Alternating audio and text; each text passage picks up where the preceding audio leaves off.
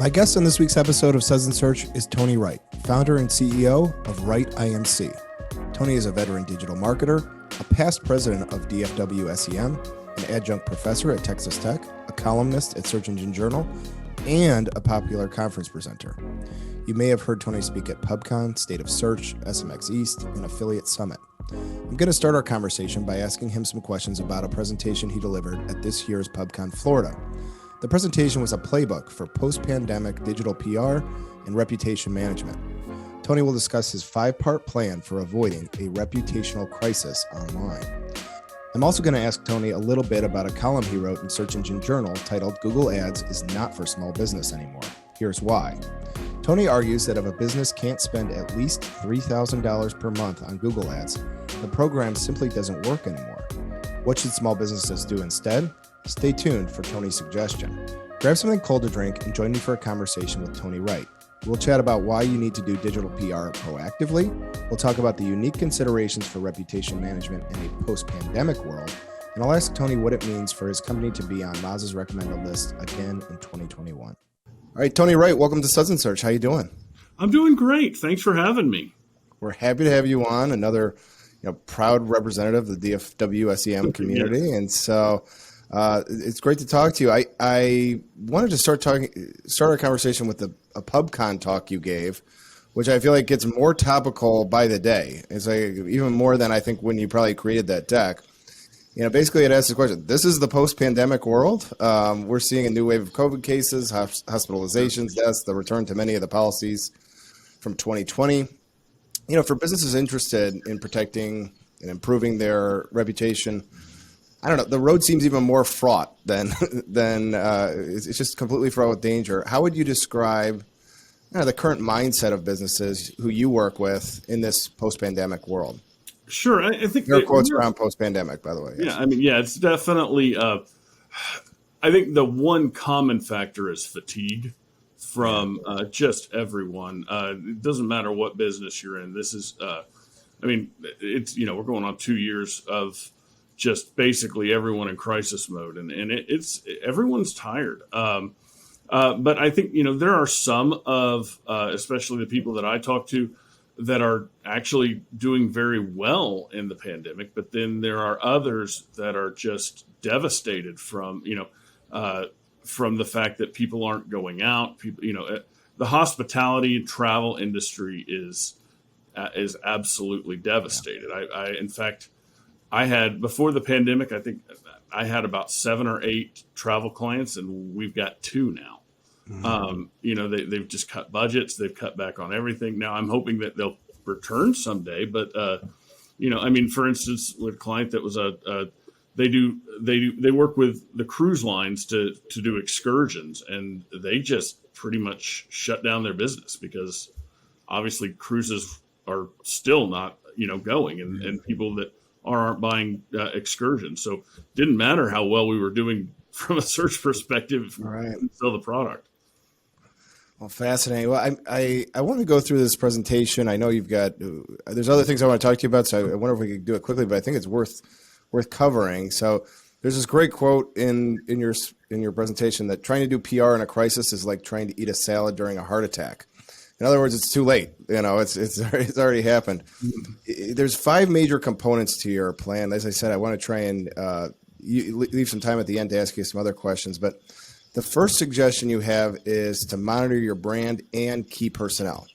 Yes. So monitoring your brand seems easy enough. You've got things like Google Alerts and other tools that you can recommend, but you suggest monitoring key personnel. So sometimes people don't like their personal stuff monitored by a company. Maybe they've got provocative political views. Take me through how this works in practice. How do you monitor key personnel and the brand? Well, if you're in a company and part of your job is to be, frankly, everyone's job these days is to be public. If you're a restaurant and the janitor isn't washing his hands, that can affect your business, but that's not really what, that's not really what I'm talking about in that particular case. It's more, CEOs, the people that are out in front of what's going on. You need to, if some, I would say when we're doing online reputation management, more than half of the cases are because of some officer or someone has done something that is offending other people or causing issues. And it can be, anything from financial malfeasance to personal, political talks, etc. And when those types of things happen, I give another talk that I didn't get in too much into, but creating social media policies of what your employees how they should act on social media. I think it's very important to set those expectations out based upon employment, because we've seen it happen. What somebody says can negatively affect the bottom line of a business, and actually negatively, cause other people to lose their jobs. So I don't think that it's overstretching to ask people to be to adhere to certain standards for a company, and that standard is going to be different for each company. But it is definitely monitoring your key personnel is at least have your CEO's name in a Google alert. Have anybody who is out speaking for the company, just have them in a Google alert, so that when something does come up, you can get ahead of it. If it's, if somebody misspeaks or something starts to go viral, I call them flashpoints when something starts to move. And a lot of times, if you don't get ahead of that flashpoint, then the damage is already done. And it's really hard to go back and put that genie back in the bottle, if you will. Sure. Oh, I think that's a great answer. The second recommendation in your talk is to get more reviews. So you're not going to have a hard time convincing a local SEO like me that this is extremely valuable. What I would ask is to help spread the word about reviews. Why are they so powerful? And maybe give one or two suggestions for how you can get more of them. Sure. I think one of the things that I always like to tell companies, and if you've got 5 reviews, and 3 of those reviews are neutral or negative, it looks like you're a bad company. If, on the other hand, if you have 500 reviews and even 50 of them are somewhat neutral or negative, it looks like some people had a bad day. Yeah. It's a logarithmic perception scale. That's just a fancy word for saying that the more reviews you have, the less impactful one individual review can be. So it's very, very important to get as many as you can. And what I find with most businesses, if you're a successful business, you have satisfied customers. But those satisfied customers are not necessarily the ones that are going to go and leave you a review. It's more likely going to be the customer that has that bad day or that bad experience. So you have to work to encourage your best customers to leave a review. And it's kind of, for most businesses, car dealers are great at getting surveys. I mean, when you buy a car, they're going to ask you to fill out 5 surveys, and they're going to tell you on each one of them flat out, if you don't give me a 10, you might as well give me a 0. I mean, how many times have we heard that when we're buying a car? People in other businesses need to kind of take that mindset and really be asking for the reviews from their good customers. We found that when a business will do that, they're always surprised at how many they get. I mean, we've taken recently, we took a doctor's office that had like a 2.5 on Google. It's 2.5 stars. Their psychiatric clinic, which frankly, I hate to say it, but their patients are literally crazy. Right. They had negative reviews, especially from people that were seeking drugs that were not allowed. They're obviously that makes sense. But when we started asking them to give reviews directly on Google as opposed to giving just a review to the company, we're now sitting at a 3.6, and that only took about 3 months. So it's it can be done. It can be. And how do we do it? We use a tool called GatherUp, but there are several others. I really, Bird Eye is a good tool. There's some others out there.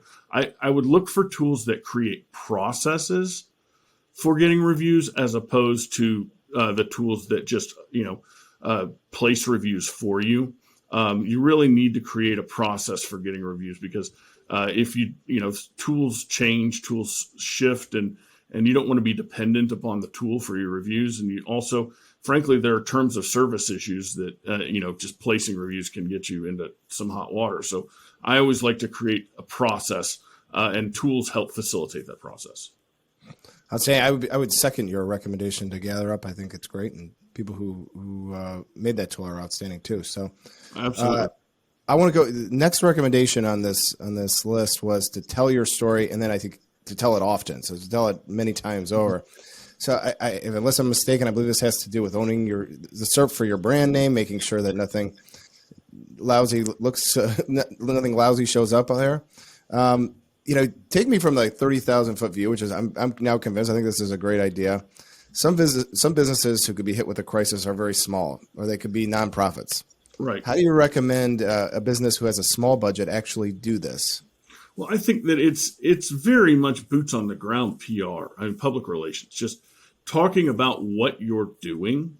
There's also some low hanging fruit things like, claiming all your social media, right.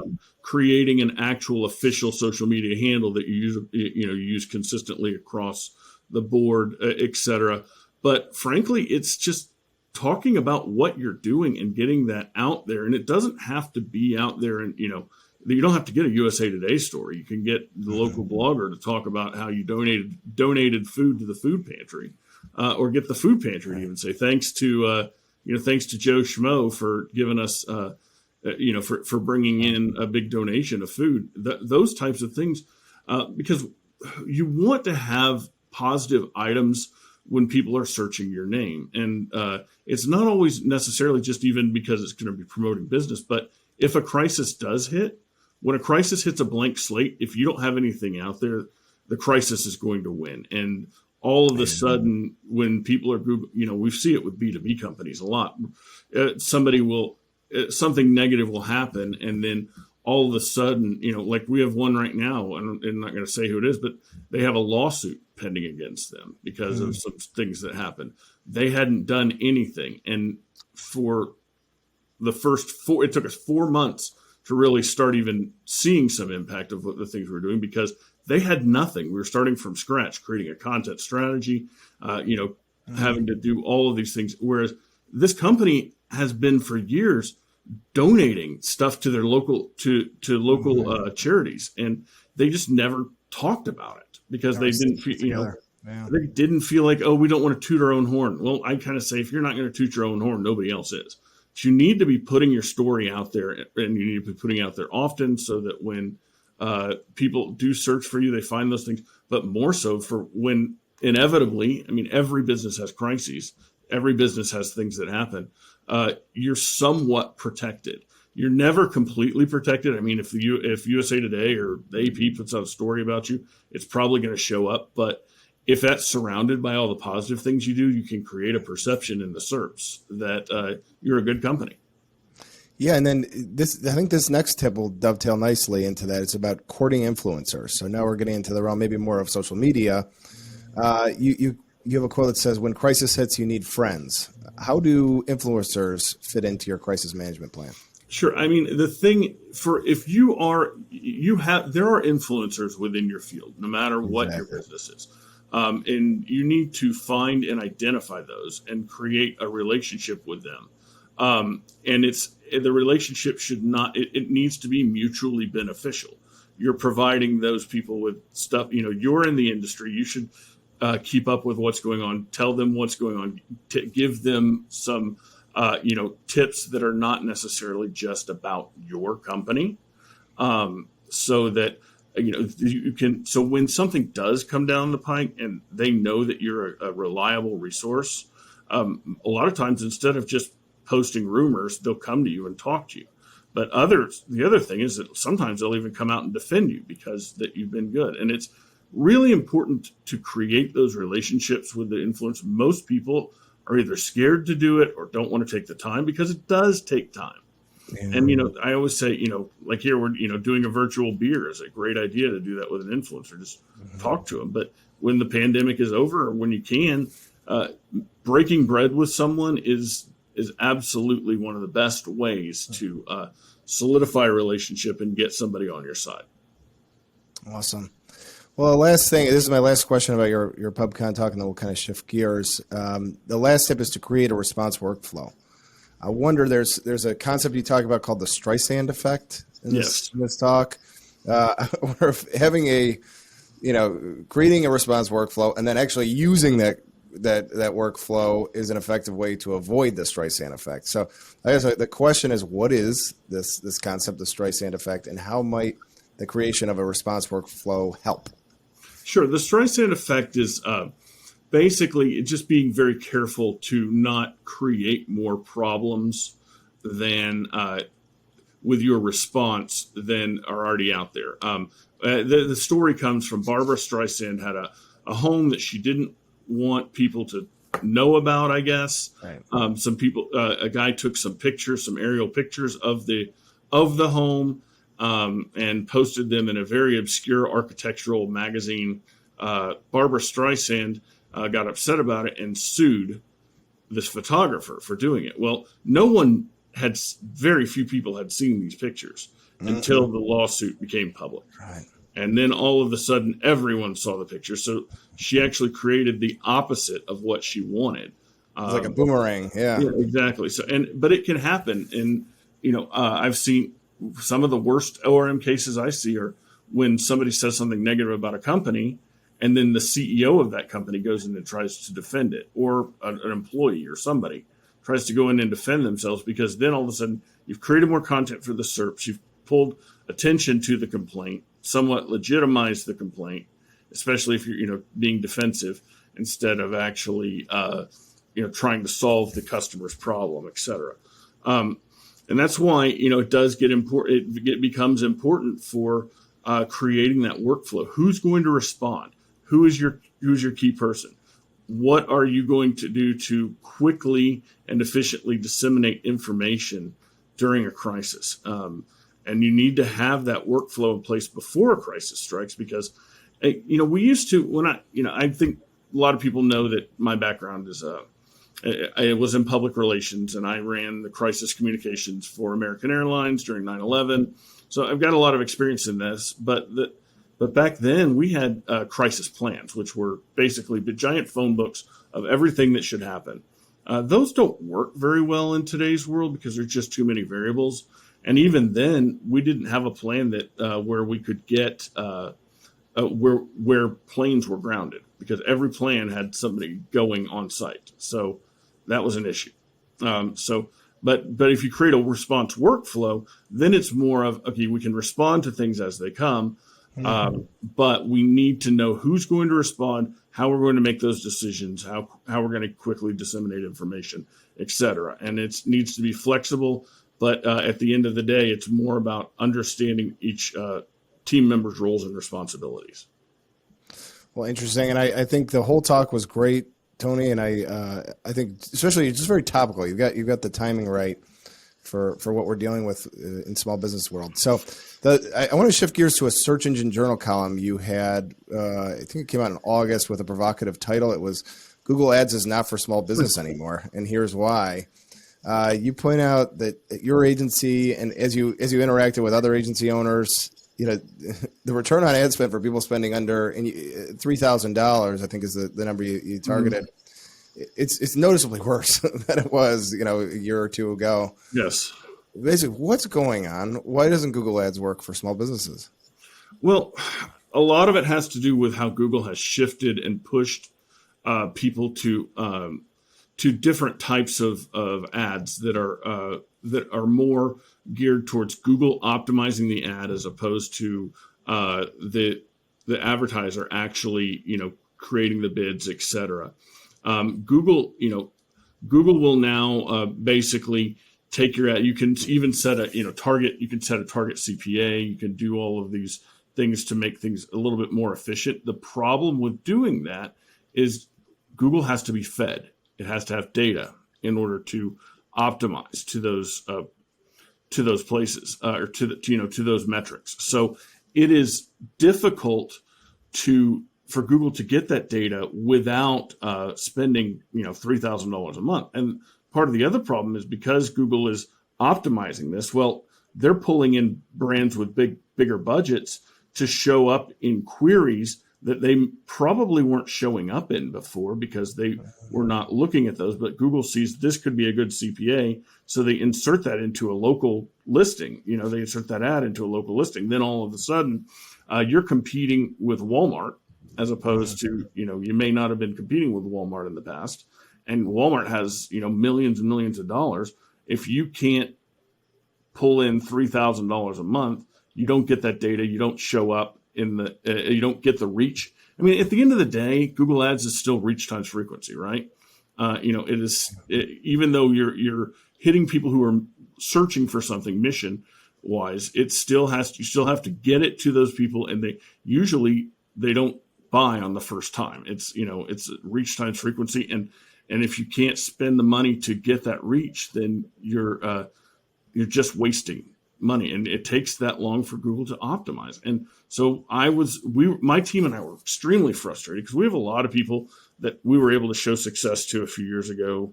And a lot of times people will come in and say, I just want to try this out. And if it works, I'll increase my budget. It doesn't work anymore. And it's hard to sell somebody to try something for $3,000 a month, especially a smaller business, where that can be the difference between hiring someone or not, or in some cases eating or not, Totally. Yeah. Well, it's interesting. I mean, and it's sort of a sad ending to the article, but it's I think an important question. You finished the article by saying if you can afford to pay for Google ads, that is, if you can spend in excess of $5,000, $10,000 a month, great. These new sort of features from Google will work great for you. If you can't spend the money, your term was, then you're better off going on another ride. What's the other ride? What are the other avenues for these small business clients? Well, and it's ironic. We're seeing, actually YouTube is working really well for a lot of these smaller clients. Facebook is working pretty well. We've been doing some experiments in Pinterest and seeing some good results there. B2B folks can do very well in LinkedIn. And a lot of people, we actually have shifted some budgets over into Bing. Another thing about Bing is that it actually converts better than Google. It just doesn't ever get the volume. Right. Bing is a really great search engine, especially if you have a non-tech savvy audience, because it's the default search engine for all of Windows machines. So when someone is buying a Windows machine and they're doing a search, they're more than likely, unless they change their browser or change the settings in their browser, they're utilizing Bing, and they don't even know it in a lot of cases. So the ads actually work very well. The problem is the volume is just not quite there that you see in Google, so you're not going to sell as much. But I would encourage everyone to at least try out Bing, because it does, up to a certain point, it converts extremely well. Yeah, I second that. I think it's been a huge. Once we hired Mark Irvin, he really started to open my eyes to the opportunities on Bing, and it's been great for us. Well, listen, Ty, I want to ask you one more question, or at least point out one thing about you guys. So your company, WrightIMC, made the Moz Recommended List for 2021. Yes. Now, there must have been some recent update to this list, because a lot of recommended companies or people are just posting about joining for the first time here. As I understand it, you've been recommended previously. Tell us what it means to be on the list and your history being on the Moz Recommended List. Sure. We've been on that list for probably 8 years. But they did make, and it used to be kind of a more, frankly, friends of Rand in a lot of cases. I've known Rand Fishkin, who started Moz, since I was actually on the very first panel he ever did at Search Engine Strategies. He and I were panelists together. Okay. So, I mean, I've known him for years and years and years. And he, always kind of knew what we were up to and knew we did quality work. So when he created the first list, he put us on there. And then we dropped off for a little bit for some reason, but then they put us back on. And now I think they're trying to be a little bit more strategic and really actually vetting the companies a little bit better than what they used to. Because I always kind of said Moz was a great lead source for us, but something I was somewhat proud of, but a little bit not overly advertising, because I didn't feel like that we earned it because of me being a friend with somebody, But now they're doing a little bit more vetting, they're trying, taking kind of a page out of Clutch, where we're also, recommended resource, which, if you as an agency work with Clutch, you understand they pick up the phone and call your clients. It's not a, it's not a, even when your client does a review, it is not a given that, that you're going to get a good review from them unless the client is really happy. So, that I feel very proud of that one. And now we're more proud of Moz, and they've revamped the list and put us on there. And we're very happy that they chose to continue recommending us. All right. Well, Tony, this has been great. If people want to get in touch with you or your agency, what's the best way to do that? Sure. The best way to reach us is to go to our website, which is at WrightIMC.com. That's, my last name, WRIGHT, and then IMC is an internet marketing consulting. WrightIMC.com. There's a form on that page. There's a phone number, tons of ways to reach out to us. If you'd like to ask me a question personally, my Twitter is at Tony N. Wright. N is in Nathan, so Tony N. Wright. I respond to direct questions all the time. If you have something, the first few questions are free. I don't, charge for any of that stuff. So, I love to talk search. I love to interact with people. And I'd love to talk to your listeners.